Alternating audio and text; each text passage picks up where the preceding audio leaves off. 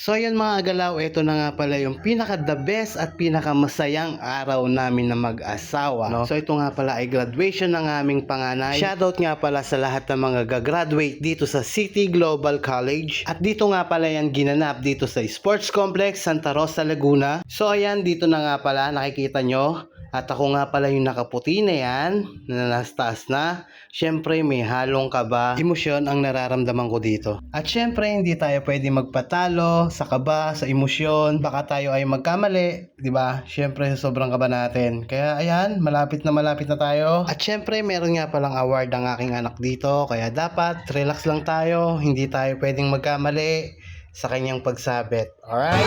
Resinot Tewan Wish Mai Karungan